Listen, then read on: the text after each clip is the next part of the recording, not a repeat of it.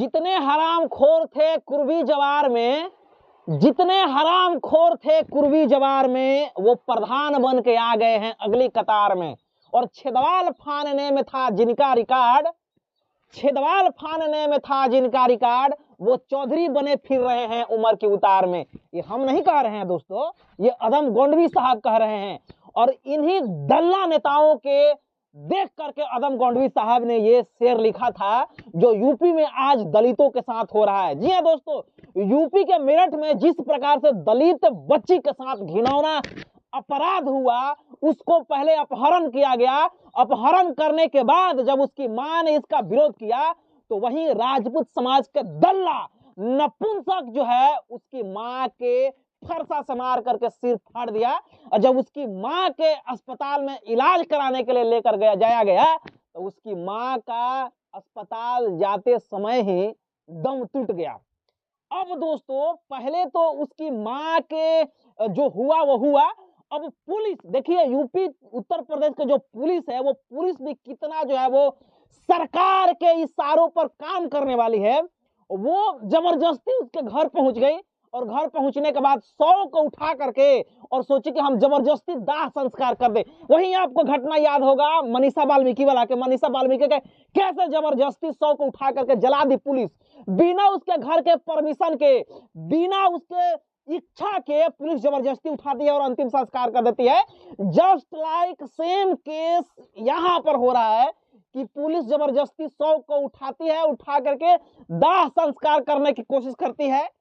उसके बाद जो है वो सिनेमा के क्लाइमेक्स में जैसे हीरो एंट्री मारता है, ठीक उसी प्रकार से वहां भीम आर्मी की एंट्री होती है।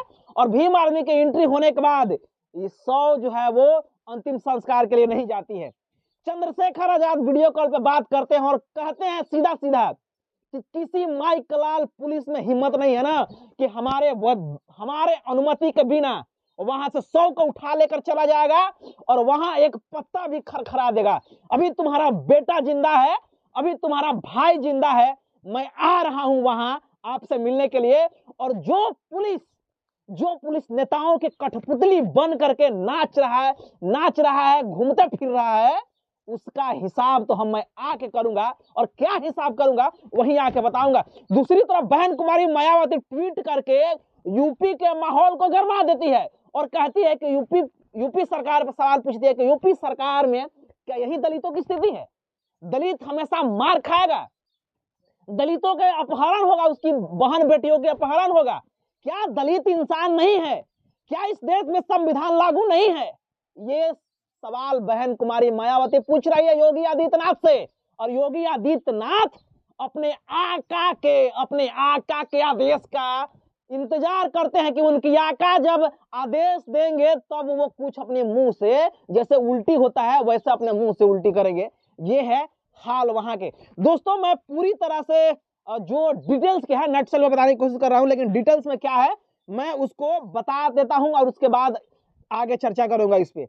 देखिए ये घटना यूपी के मेरठ जिले में दलित युवती का अपहरण हुआ पहले, उसके बाद उसकी मां की हत्या के बाद माहौल तनावपूर्ण इतना हुआ कि बीच में एंट्री में कहा कि सिनेमा का क्लाइमेक्स जैसा भीम आर्मी की एंट्री होती है और 100 को उठाने से रोक देती है पुलिस को। और पुलिस जबरदस्ती भीम आर्मी के सामने हाथ जोड़ती है, कहती है कि दे दीजिए 100 लेके जाएंगे। लेकिन नहीं, आज चंद्रशेखर आजाद की वहां एंट्री होने जा रही है, वहां पहुंच रहे हैं, चंद्रशेखर आजाद भी पहुंच रहे हैं और भाटी साहब भी पहुंच रहे हैं।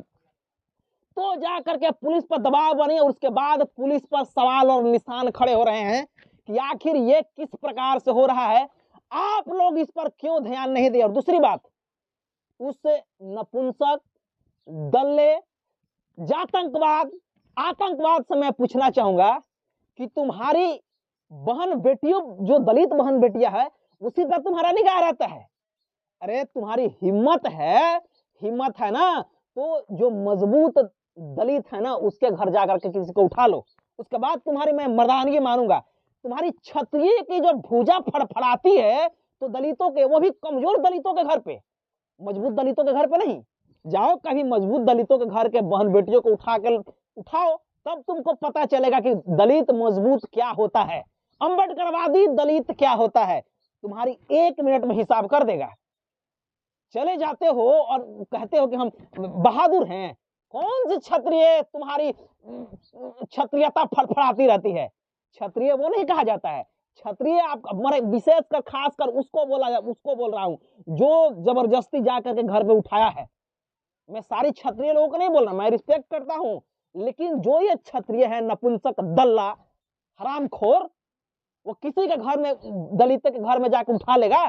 यूपी में क्या लॉ एंड ऑर्डर नहीं है? यूपी में लॉ एंड ऑर्डर नहीं है? लॉ एंड ऑर्डर है ना, फिर उसके बावजूद भी इस प्रकार के तुम काम कर रहा है। ये सरकार से सवाल पूछा जाएगा, ये लॉ एंड ऑर्डर से सरकार सवाल पूछा जाएगा, और सरकार पूछने के लिए जा रही है भीम आर्मी। और उसके बाद बहन कुमारी मायावती और उसके अलावा बहुत और भी जो संगठन है वह वहां पर जो है वो धरना दे रहे हैं, और ये तो बहुत बड़ा इशू बन गया है, और इसको निपट नहीं रहा है, और पुलिस के लिए ये तो सवाल और भी बहुत बड़ा बन गया है। बहरहाल दोस्तों, इसके बारे में आप बताइए कि आप क्या कह रहे हैं, क्योंकि चंद्रशेखर आजाद वहां एंट्री मार चुके हैं, अब आज जाने वाले हैं। उसके बाद देखिएगा पुलिस, जब चंद्रशेखर आजाद जाएंगे तो एसपी हाथ जोड़ेगा, जी सर, जी सर, जी सर, जी सर। लेकिन उससे पहले जी सर नहीं निकलता था उसका, लेकिन जब चंद्रशेखर आजाद जाएंगे सवाल पूछेंगे तो कहेगा जी सर, जी सर। लेकिन उसको छोड़ेंगे नहीं, उसको हिसाब लगा के रहेंगे।